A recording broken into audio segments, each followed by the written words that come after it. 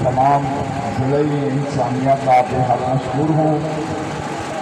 ایک خصوص سیاح پنجاب صاحبہ کا کہ جنہوں نے موادم الحرام کے انتظامات کے لیے بہترین اناؤنسمنٹ کی۔ میں نے کل کی مجلس میں یہ اعلان کیا تھا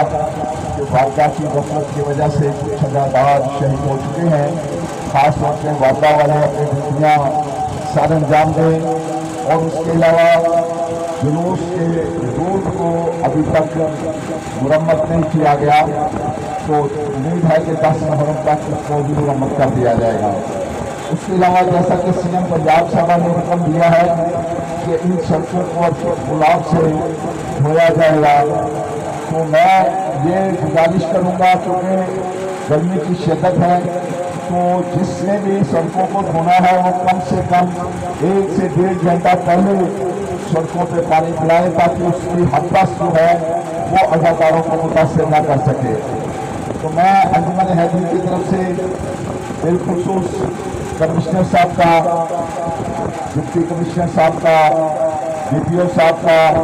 ڈی ایس پی صاحبان کا، ایس ایچ او صاحبان کا، انجمن تاجران کا، انجمن شہریان کا، اور بالخصوص بلدیہ حکام، ریسکیو 112، محکمہ صحت کا عملہ، سول ڈیفنس کا عملہ، اور جتنے بھی محکمہ جات ہمارے ساتھ تعاون کر رہے ہیں، میں بے حد مشکور ہوں اور ان کے لیے دعا گو ہوں کہ مولا حسین ان کی لیے ڈیوٹی اپنی بارگاہ میں قبول و منظور فرمائے۔ آج کا یہ جلوس علم عباس کا جلوس ہے۔ مولا عباس سپہ سالار تھے، مولا حسین کے جو دستہ تھا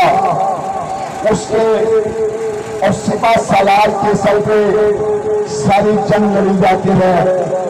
جنگ میں جو سپاہی تھے کربلا کے وہ 72 تھے، اور 72 سپاہیوں نے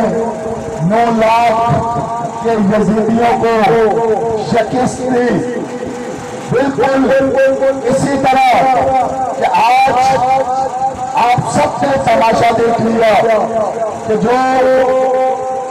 سپر پاور اپنے آپ کو کہتا تھا، امریکہ جس کے پاس ایٹمی ٹیکنالوجی بھی تھی، لیکن ایک سیدزادہ تھا جس نے اپنی شہادت کا نذرانہ پیش کر دیا اور اس سپر پاور کو زیرو کر دیا۔ شہید ویپن کا یہ فرمان تھا کہ سپر پاور صرف اور صرف اللہ تعالیٰ کی ذات ہے۔ تو آج وہ ظلم و تربیت کے جو باتیں تھے وہ چھپ گئے، اور حسینی کارواں نے پوری دنیا میں اپنا نام روشن کیا۔ اب میں گزارش کروں گا